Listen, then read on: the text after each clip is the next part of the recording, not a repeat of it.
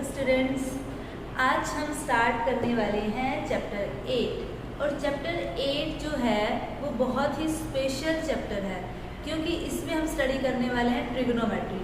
Trigonometry त्रिकोणमिति आपने पहले कभी नहीं सुना होगा।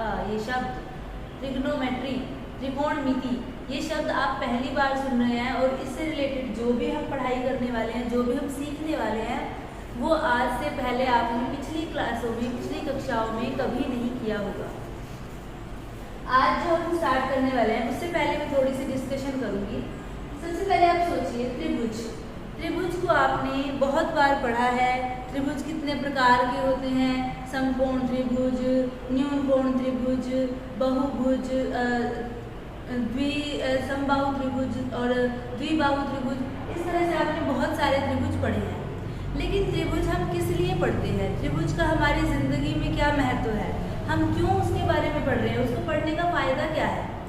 वैसे तो आप देखोगे कि त्रिभुज के आकार की हमारे आसपास बहुत सारी चीज़ें मिलती हैं। बहुत सारे खिलौने, बहुत सारी वस्तुएं, आपके रसोई के कोई बर्तन या फिर किसी भी तरह का खिलौना, कुछ भी हो सकता है त्रिभुज के आकार का। लेकिन इसके अलावा क्या हम त्रिभुज को स्टडी कर रहे हैं, उसका कोई फ़ायदा है? अब देखिए, अगर आप अपने खेत में खड़े हैं, किसी भी पॉइंट पे, मान लीजिए एक ट्यूबवेल के पास आप खड़े हैं, वहां से आपको एक पेड़ दिखाई दे रहा है। अब इस पेड़ यहाँ पर खड़े होके आप पेड़ के ऊपर का सिरा देख रहे हो। क्या यहाँ खड़े हुए पेड़ पर बिना चढ़े आप इस पेड़ की ऊंचाई ज्ञात कर सकते हैं? सोचिए, क्या आप इस पेड़ की ऊंचाई ज्ञात कर सकते हैं यहाँ पे खड़े खड़े, इसके ऊपर बिना चढ़े? अब देखिए, सोच रहे होंगे आप, लेकिन अगर ध्यान से देखिए, जहाँ पर आप खड़े हैं वहां से अगर इस पेड़ के सिरे को मिला दिया जाए और जो पेड़ का सबसे ऊपर का सिरा है उससे आपकी आंखों को मिला दिया जाए, जहाँ भी आपकी आंखें हैं, तो क्या ये एक त्रिभुज नहीं बन गई? आप देख पा रहे हैं ये त्रिभुज बन गई। तो अब हमें इस पेड़ की ऊंचाई के बारे में जो भी ज्ञात करना है, हम इस त्रिभुज की सहायता से ज्ञात कर सकते हैं। लेकिन त्रिभुज की सहायता से भी कैसे ज्ञात करें? आपको ये मालूम होना चाहिए, तब तो आप इसको निकाल सकते हो। लेकिन हम सिर्फ ये दूरी ज्ञात कर सकते हैं, इस दूरी को ज्ञात करना भी संभव नहीं है। अगर है तो बहुत मुश्किल है, और इस दूरी को भी ज्ञात करना वो हम करना ही चाहते हैं, और इसके ऊपर चढ़ के भी इस पेड़ की ऊंचाई को ज्ञात करना बहुत मुश्किल हो जाएगा। या इसकी जगह आप ये मान सकते हो कि यहाँ कोई पहाड़ है। अगर यहाँ पहाड़ है, इतने ऊंचे पहाड़ की लंबाई ज्ञात करना तो संभव नहीं है। तो ऐसी स्थितियों में जहाँ त्रिभुज बनती दिखाई दे रही है, हम इस तरह की समस्याओं को त्रिकोणमिति की सहायता से हल कर सकते हैं। वो कैसे हल करेंगे, उसके लिए आपको थोड़ा बहुत कुछ सीखना पड़ेगा। उसके बाद हम इसको अप्लाई करना सीखेंगे नेक्स्ट चैप्टर में, कि हम इस जो कुछ हमने सीखा उसका इस्तेमाल कैसे कर सकते हैं। ठीक है, तो अभी हमने फिलहाल क्या करना है, आपको क्या बताना जरूरी था कि इन त्रिभुजों का हमारी आम जिंदगी में क्या महत्व है, इनको सीखने का क्या फायदा है, इनको क्यों सीखा जाता है। क्योंकि अगर हमें त्रिभुजों का पूरी तरह से ज्ञान होगा तो हम उसको किसी भी इमारत को बनाने में उसका इस्तेमाल कर सकते हैं। आपको पता है, ये जो त्रिकोणमिति हम पढ़ने वाले हैं, पुराने समय में और आज भी इनफैक्ट जो खगोलविद होते थे, खगोलविद जो आकाश के बारे में, सूर्य, चंद्रमा, तारे, ग्रह, इन सब के बारे में जानकारी इकट्ठा करते हैं, वो इस कॉन्सेप्ट का इस्तेमाल बहुत ज़्यादा करते हैं। त्रिकोणमिति का इस्तेमाल करके ही कभी हमारे खगोलविदों ने सूरज और धरती के बीच की दूरी निकाली थी, चंद्रमा और धरती के बीच की दूरी निकाली थी, सिर्फ इसका इस्तेमाल करके। तो ये हमारी ज़िंदगी में कितना अहम रोल निभाते हैं, अहम भूमिका है इसकी हमारे लिए, और गणित में तो इसकी बहुत ज़्यादा ही इम्पॉर्टेंट है। मतलब अगर आप इसको नहीं पढ़ रहे और आप आगे मैथ्स पढ़ना चाहते हो तो मैथ्स को पढ़ना भूल जाओ। ये मैथ्स का बेस है, इसके बिना आप आगे की मैथ्स की स्टडी बिल्कुल भी नहीं कर सकते। तो जो बच्चे मैथ्स में अपना करियर बनाना चाहते हैं, मैथ्स के बारे में पढ़ना चाहते हैं, मैथ्स को स्टडी करना चाहते हैं, वो इस चैप्टर को बहुत अच्छे से, बहुत ध्यान से करेंगे, क्योंकि अगर आपको ये नहीं आया तो आप मैथ्स नहीं कर सकते। ओके, चलो आगे चलते हैं। आगे हम क्या करेंगे, हमारे पास है त्रिकोणमिति।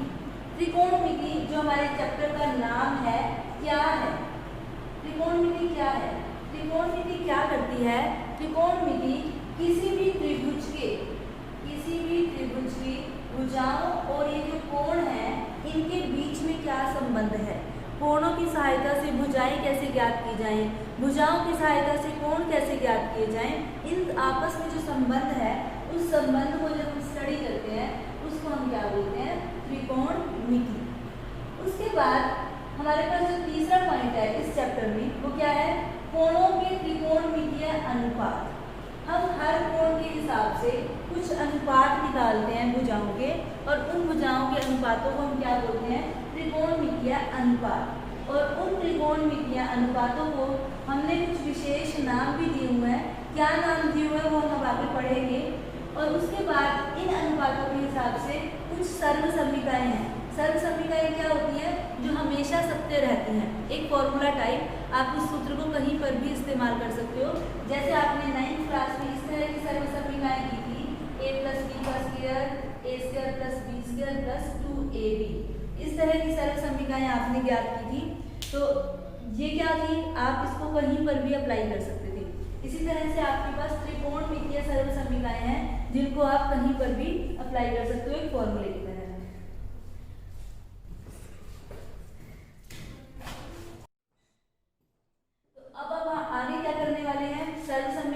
कुछ इस तरह के फॉर्मूले हैं जिसको आप कहीं पर भी इस्तेमाल कर सकते हो।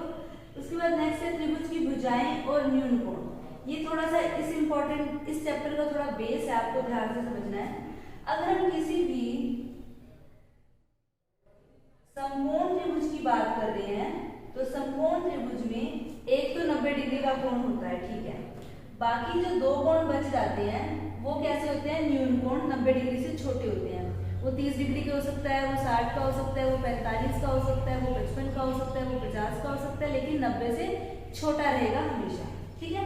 तो जहां पे आपका 90 डिग्री का कोण बन रहा है उसके बिल्कुल सामने वाली भुजा हमेशा क्या होगी? कर्ण होगी, ठीक है। उसके बाद इनमें से एक भुजा आधार है और एक भुजा लंब है। लेकिन आप किसको आधार लोगे और किसको लंब लोगे वो निर्भर करता है आपने कोण कौन सा लिया है। अगर हम इसको A, B, C का नाम दें और आप इस कोण के बारे में पढ़ रहे हैं, ये कोण आपने लिया, तो इस कोण के लिए इसके साथ वाली भुजा जो है वो आधार है और इस कोण के सामने वाली भुजा इसके लिए लंब है। वहीं अगर आप ये वाला कोण लोगे, ये वाला कोण, तो इसके सामने वाली भुजा इसके लिए लंब है और इसके साथ वाली भुजा इसके लिए आधार है। और कर्ण आपका कभी भी नहीं बदलता, कर्ण आपका वही रहेगा जो है। तो आपने देखा किस तरह से कोण के हिसाब से आधार और लंब बदल जाएंगे। अगर आप ये वाला कोण ले रहे हैं तो इसके साथ वाली भुजा आधार है, और अगर आप ये वाला कोण ले रहे हो तो इसके साथ वाली भुजा इसके लिए आधार है। कोण के बदलते ही आधार और लंब बदल जाएंगे। इस बात का आपने विशेष रूप से ध्यान रखना है, क्योंकि अगर आप यहाँ गलती करोगे तो आगे के प्रश्न आप हल नहीं कर पाओगे, वहां कहीं ना कहीं गलती हो जाएगी, ठीक है। अब हम इसकी बात करने वाले हैं अनुपातों के विशेष नाम।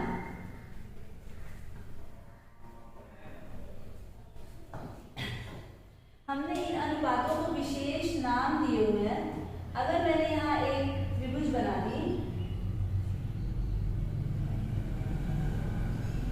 और इस त्रिभुज को नाम दिया ABC, यहाँ 90 डिग्री का कोण है, ये कर्ण है, और हम इस कोण की बात करते हैं तो ये आधार है और ये लंब है, ठीक है।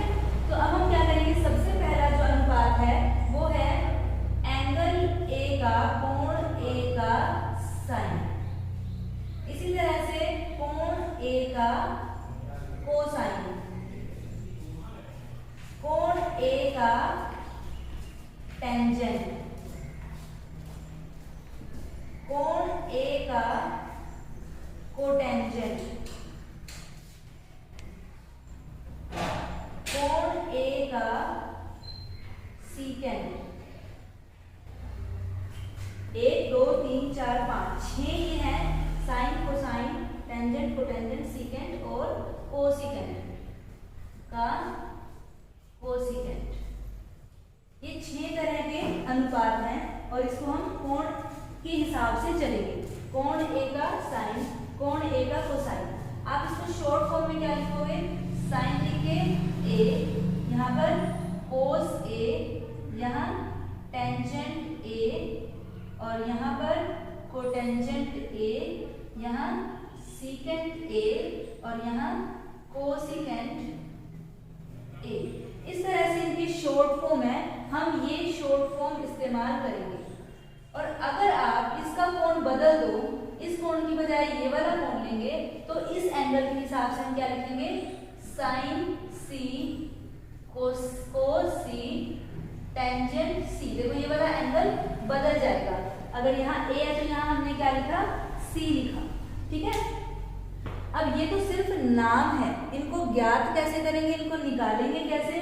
तो इसके लिए हमारे पास एक मतलब आप कह सकते हो ट्रिक है याद करने की। हम इस ट्रिक की हेल्प से इसको याद रख सकते हैं। क्या ट्रिक है? आपको याद क्या रखना है? लाल बटा कप्पा। और इसको इसी ऑर्डर में चलना है। सबसे पहले साइन, फिर कोस, फिर टेंजेंट, फिर यहां से नीचे आ जाओ कोटेंजेंट, कोसिकेंट, सीकेंट और कोसिकेंट। ठीक है, अब इसका मतलब क्या है? अगर आप इस फर्स्ट वाले को लेते हो L बटा K, L से क्या होगा? लंब और K से क्या होगा? कर्ण। ये किसके बराबर होगा? Sine A। ठीक है, इसी तरह से दूसरा क्या है? आधार बटा कर्ण, आधार बटा में कर्ण, वो क्या होगा? कोस A। और इसी तरह से हम आगे चलते हैं, लंब बटा में आधार, लंब बटा आधार, और ये किसके बराबर आएगा? टेंजेंट ए के। अब आप उल्टा चलो, ए बटा एल, उल्टा ए बटा एल मतलब आधार बटा में लंब, और वो किसके बराबर आएगा?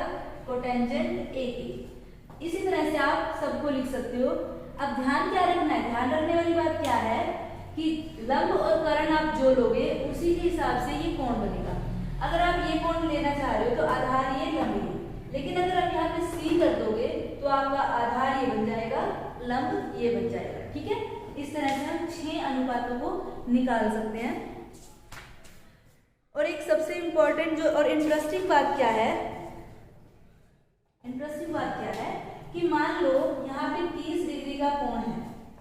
अब ये भुजाएं जो हैं आप कितनी ही बड़ी ले लो, उनके माप को कितना ही छोटा बड़ा कर दो, अलग अलग त्रिभुजों में अगर ये कोण 30 डिग्री ही रहता है तो जो हमारे अनुपात हैं वो हमेशा बराबर आएंगे।